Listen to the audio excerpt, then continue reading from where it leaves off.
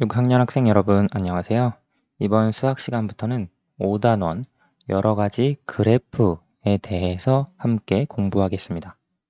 수학 교과서는 92쪽과 93쪽입니다. 먼저 92쪽의 왼쪽 부분을 펼치시면 이와 같은 부분이 나오는데요. 여기 5단원 여러 가지 그래프에서는 다양한 형태의 그래프에 대해서 공부를 해볼 거예요. 아래에 보시면 우리 학교 친구들이 좋아하는 운동을 조사해서 글을 쓸 거야. 좋은 생각이야. 그런데 글보다 좋은 방법은 없을까? 그래프를 활용해서 포스터를 만들어 보자. 어떤 그래프로 나타낼까? 지금 이와 같은 주제, 우리 학교 친구들이 좋아하는 운동이라고 하는 하나의 주제에 대해서 글을 쓰는데요. 글보다 그래프를 활용해서 표현을 하려고 해요. 그런데 우리가 알고 있는 다양한 그래프가 있죠. 예를 들어 3학년 때 배웠던 간단한 그림 그래프 또는 4학년 때 공부했던 막대 그래프, 꺾은 선 그래프, 그와 같은 다양한 그래프의 형태가 있는데요. 이번 단원에서 새로운 그래프에 대해서 공부를 해보고 여러 가지 그래프 각각의 특징들, 장단점 등에 대해서 살펴보려고 합니다. 92페이지로 가볼게요. 여기에 보시면 친구들이 모여서 어떤 주제에 대해서 이야기할지, 그래프를 만들지 생각하고 있는데요. 우리 학교 친구들이 일주일 동안 게임을 얼마나 하는지에 대해 조사하여 기사를 써보자. 주제는 우리 학교 친구들이 일주일 동안 게임을 얼마나 하는지라고 하는 주제가 있어요. 이와 같은 주제를 가지고 그래프로 표현을 하려고 하는데요. 기사 내용을 잘 전달하기 위해서 그래프로 나타내면 좋을 것 같아. 우리가 글로 쓸 수도 있지만 전에 이미 배웠던 대로 그래프로 나타내면 한눈에 자료를 이해하기가 쉽습니다. 따라서 그래프로 나타내면 좋은데요. 어떤 그래프로 나타내는 것이 가장 좋을까 고민을 하고 있죠. 우리가 자료의 특성에 따라서 이 자료는 꺾은 선 그래프, 또 어떤 자료는 막대 그래프, 자료의 특성에 따라서 활용해 주어야 하는 그래프의 형태가 조금씩 달랐습니다. 이번 단원에서 새로운 그래프의 형태도 살펴보고요.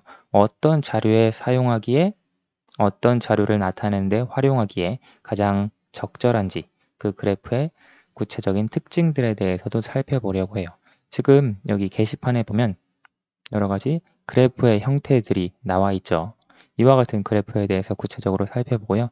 여기는 우리가 잘 알고 있는 막대 그래프의 형태로 표현이 되어 있네요. 아래에는 친구들이 이제 조사를 하는 내용이죠. 일주일 동안 게임을 얼마나 하는지 이와 같은 설문조사 내용을 바탕으로 자료에 대한 표를 만들고 그 표를 통해서 그래프를 표현해 줄 수 있겠죠. 다음 페이지로 넘어가 봅시다. 여기에 보시면 이제 친구들이 통계 신문을 완성한 내용 같아요. 여기에 보면 이와 같은 그래프의 형태가 있는데요. 어떤 식으로 이와 같이 나타낼 수 있는지 여기에는 꺾은 선 그래프와 막대 그래프로 표현이 되어 있네요. 우리가 이번 단원에서 배울 내용과 관련해서 이미 전에 공부한 내용은 3학년 2학기 때 자료의 정리와 관련된 간단한 그림 그래프의 형태가 있었고요. 이 그림 그래프를 조금 더 구체적으로 공부를 해보도록 할 거예요. 그리고 우리 지난 단원에서 비와 비율을 살펴봤죠. 비율을 활용해서 나타낼 수 있는 그래프를 역시 이번 단원에서 새롭게 공부해 보려고 합니다. 이 내용에 대해서는 수학 익힘 61쪽에서 문제를 간단하게 풀어보려고 하고요. 우선 이번 단원에서 배울 내용, 아래 내용을 통해 간단하게 볼게요. 전체에 대한 각 항목의 비율을 한눈에 알아보려면 어떻게 해야 할까요? 이건 우리가 지난 단원에서 공부했던 것과 비슷하죠. 전체에 대해서 어떤 각각의 항목의 비율을 한눈에 알아보기 위해 표현할 수 있는 그래프, 이와 같은 것에 대해 공부할 거고요. 어떤 그래프로 표현하는 것이 가장 좋을까요? 하나의 주제에 대해서 이 주제에 대해서 자료를 수집하고 그 수집한 자료를 바탕으로 그래프를 나타낼 때 어떤 그래프를 활용하는 것이 좋은지 그래프의 특징을 잘 알고 있어야겠죠. 실생활에서 그래프를 언제 사용하면 좋을까요? 그래프를 사용하는 경우가 언제 있는지, 언제 유용하게 활용할 수 있는지 등에 대해서 이번 단원에 공부하도록 하겠습니다. 그러면 우리가 이미 배운 내용, 문제를 풀어보기 위해 수학 익힘 61쪽으로 넘어가 보도록 할게요. 자, 지금 여기는 수학 익힘 61쪽입니다. 여기에 보시면 여러분이 3학년 혹은 지난 단원에서 전에 배웠던 내용들을 문제로 나타내고 있어요. 여기 있는 문제들을 여러분 영상을 정지해 보시고 스스로 한번 풀어보시기 바랍니다.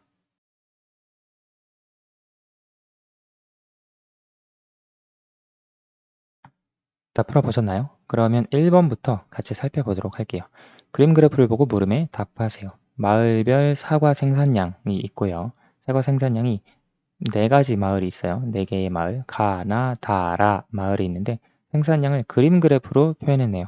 지금 큰 사과가 나타내는 것은 사과 생산량 100kg, 작은 사과가 나타내는 건 사과 생산량 10kg입니다. 1번, 큰 사과 하나는 몇 킬로그램을 나타내나요? 여기에 나와 있는 것처럼 큰 사과 하나는 100kg을 나타냅니다. 2번, 사과 생산량이 가장 많은 마을을 어디인가요? 지금 여기에 보면 큰 사과가 여기는 3개, 여기는 2개, 여기는 1개, 여기는 5개입니다. 작은 사과가 10개 있어야 큰 사과 하나랑 똑같죠? 그렇죠. 그런데 사과 생산량이 가장 많은 마을은, 즉 작은 사과를 비교하는 것보다 큰 사과의 개수를 체크를 해주면 됩니다. 큰 사과가 라 마을의 경우 5개, 즉 500kg이 라 마을의 사과 생산량이거든요. 라 마을이 가장 많겠죠. 예를 들어 가 마을 같은 경우에는 330kg, 다는 210kg, 나는 120kg을 생산하기 때문에 가장 많은 사과를 생산하는 마을은 라 마을이라고 할 수 있습니다. 다음, 방학 동안 하고 싶은 일을 조사했습니다. 물음에 답하세요. 친구들에게 방학 동안 무엇을 할지 조사를 했는데요. 4가지, 아니 5가지가 있네요. 여행, 운동, 휴식, 독서, 영화 감상 5가지에 대해서 응답을 했는데요. 먼저 이 조사한 내용을 표로 나타내어 보도록 할게요. 여행을 하고 싶어 하는 학생이 몇 명인지 봅시다. 여행은 지금 자동차 표시죠. 하나, 둘, 셋, 넷, 다섯, 여섯, 일곱. 여행 7명. 운동을 하고 싶어 하는 학생. 하나, 둘, 셋, 넷, 다섯. 5명입니다. 휴식을 하고 싶어 하는 학생. 하나, 둘, 셋, 넷. 4명이고요. 독서를 하고 싶어 하는 학생. 3명. 가장 적은가요? 영화 감상을 하고 싶어 하는 학생이 1명. 영화 감상이 가장 적네요. 자, 그러면 이렇게 조사를 해보고 합계를 계산해보면 12, 16, 20.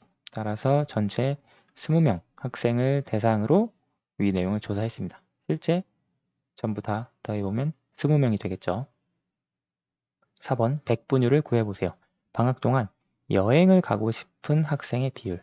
전체 학생이 20명입니다. 그런데 그 중에 여행을 가고 싶은 학생의 비율은 20명 중에 7명이에요. 이것을 백분율을 구해보라고 했으니까요. 70분의 20 곱하기 100을 계산하면 약분이 되어서 35. 따라서 전체 20명의 학생 중 여행을 가고 싶어 하는 학생의 비율은 35%다 라고 지난 단원에서 배웠던 백분율을 활용해서 나타내 줄 수 있습니다. 오늘 수학은 여기까지 하고요. 다음 시간부터 본격적으로 여러 가지 그래프에 대해 공부해 보도록 하겠습니다. 감사합니다.